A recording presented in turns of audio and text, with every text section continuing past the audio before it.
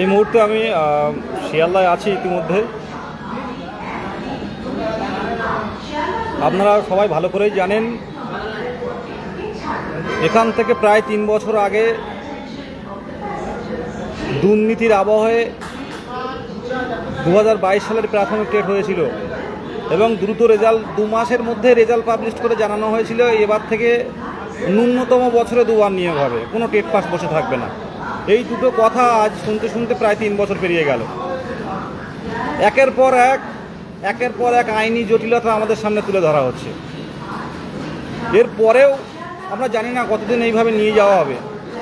OBC সমস্যাটা বর্তমানে দেখাচ্ছে যে ওবিসি সমস্যার কারণে নিয়োগ হচ্ছে না, কিন্তু ওবিসি সমস্যাটা গত 2 মাসের সমস্যা। তার আগে কী ছিল? দুটো প্রায় 3 বছরের কাছাকাছি। দেখুন, কোচিং সেন্টার থাকবে, টিউশনি থাকবে, সমস্যা থাকবে, জীবন থাকলে প্রতিকূলতা থাকবে। কেউ আমরা কিন্তু সঠিক অবস্থায় ফ্রি নেই। আমি আজকে এক জায়গায় এসেছি, আবার কাল আসতে হবে।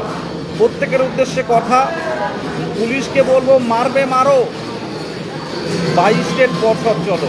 এখানে কোনো সংগঠন নয়, কোনো ঐক্যমঞ্চ নয়, কোনো মঞ্চ নয়। এটা 2022 প্রাথমিক টেট উত্তীর্ণদের স্বার্থে প্রত্যেকেই কাল টিউশনি, কোচিং সেন্টার সব মিস করুন। কে কোথায় আছে দেখার সময় নেই আমাদের। সরকার যখন আমাদের নিয়ে কোনো সদুত্তর দিচ্ছে না, আজকে 3 বছরে একটা আমাদের নিয়ে কোনো নোটিফিকেশান থাকে না, 3 বছরে নোটিফিকেশান থাকে না। আজকে আমি লাইভ করছি, আমার কাছে হয়তো পুলিশ থেকে ফোন করবে, কিন্তু মারবে মারো, সবাইকে বলবো পর্ষদ চলো, পর্ষদ চলো। অধিকার আছে সে নিয়ে নেয়ার। আমাদের কেন এই 3 বছরে কিছু করা হলো না, সেই দাবিতে পর্ষদ চলো, পরিষ্কার গণতান্ত্রিক পদ্ধতিতে পর্ষদ চলো। আমি আর কিছু কোথায় কি আন্দোলন হচ্ছে সেই বিষয়ে কোনো কথা আমি কিন্তু খরচ করছি না।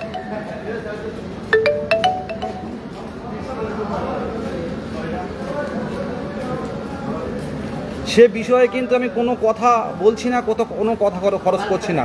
মারবে মারো, পর্ষদ চলো। বছরে 2বার নিয়োগ, টেট পাস কেউ বসে থাকবে না। এই কথাটা কোথায় গেল? সভাপতি বলছেন সরকার শূন্যপদ দিচ্ছে না। কেন দিচ্ছে না সেটা আমরা কি করে বুঝবো?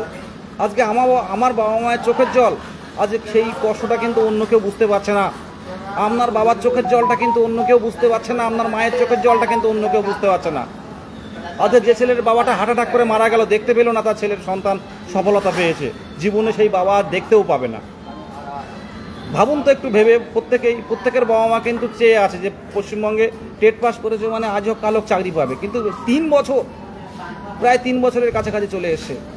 মারবে মারো, পর্ষদ চলো। আর এরপরেও যারা বাড়িতে বসে থাকবেন, কিচ্ছু করার নেই। তাদের জন্য বলবো শুভকামনা রইল, আরও কয়েক বছর অপেক্ষা করুন। প্রত্যেকের উদ্দেশ্যে বলবো যে আপনারা, অনুরোধ করছি, আগামীকাল চলুন, নিজের স্বার্থে চলুন, নিজের লড়াইয়ে চলুন। এখানে কোনো ঐক্যমঞ্চ থেকেও ডাক দিচ্ছে না, সমস্ত 22 স্টেট পর্ষদে জানতে যাবে। আমরা আগে যেখানে 5 জন মিলে কি 3 জন মিলে পর্ষদ অফিসে গিয়ে কথা বলতাম, এবার আমরা সমস্ত 23 জেলার যারা উত্তীর্ণ রয়েছে প্রত্যেকেই পর্ষদ অফিসে যাব। প্রত্যেকের সামনে সভাপতিকে বলতে হবে, নোটিফিকেশান দিতে হবে ওয়েবসাইটে যে আমরা খুব দ্রুত শুরু করবো, এত শূন্যপদ আছে। আমরা 1 মাস কেন 2 মাস অপেক্ষা করতে রাজি আছি, কিন্তু আমাদের নিয়ে একটা সদুত্তর, একটা পথ করতেই হবে। ওবিসির জন্য 2 মাস অপেক্ষা করতে রাজি আছে, কিন্তু আমাদের নিয়ে নোটিফিকেশান দিতে হবে যে এত শূন্য পদ আছে 22 স্টেটের নিয়োগের জন্য।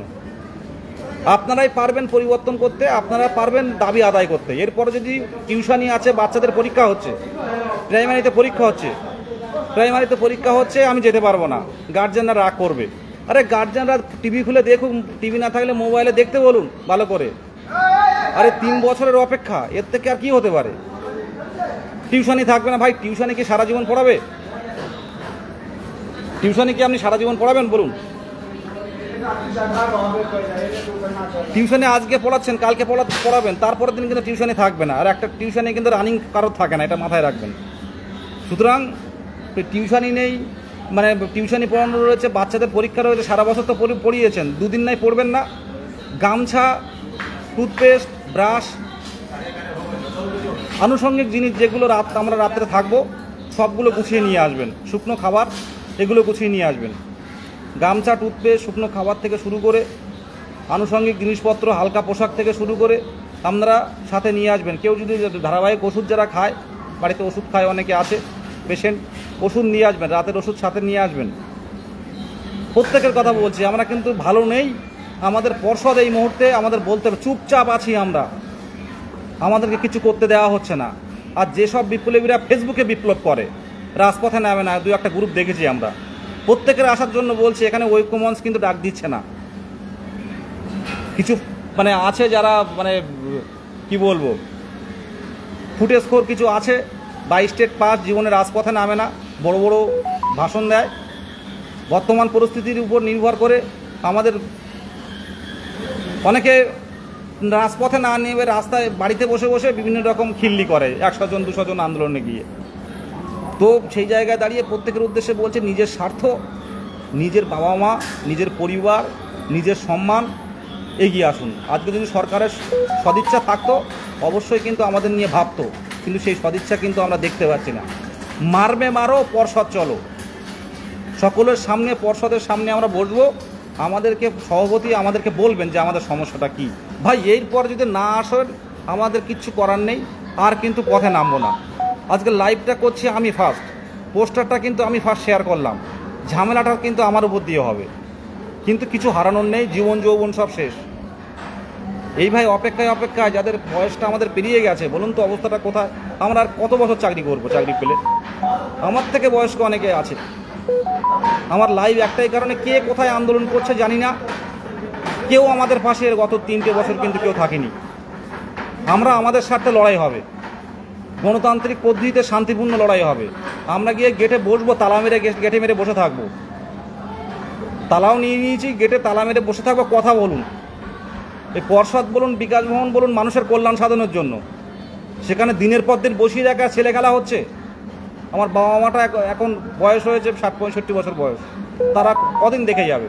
তাদেরকে পারে না একটা কোনো কিছু কিনে দিতে। এখন একটা ছেলে হিসেবে একটা অনেক দায়িত্ব থাকে, সেগুলো কি আমরা করতে পারি? আপনি নিজের কাছে প্রশ্ন করুন তো, প্রত্যেকের কাছে প্রশ্ন করুন, যে বাবা মায়ের যেটুকু করা চোখ বন্ধ করলে হয়ে গেল। অনেকের বাবা মা অসুস্থ হয়ে যাচ্ছে, স্ট্রোক হয়ে যাচ্ছে। তো সেই জায়গায় দাঁড়িয়ে লড়াইটা কিন্তু নিজের স্বার্থে করতে হবে। ভাই বোন, দিদি, দাদা, লড়াইটা কিন্তু নিজের স্বার্থে করতে হবে, নিজের স্বার্থে এগিয়ে আসুন। কিচ্ছু বলার নেই, আমি ছোট্ট একটা লাইভ করে দিলাম, ব্যস্ত থাকবো। মারবে মারো, পর্ষদ চলো।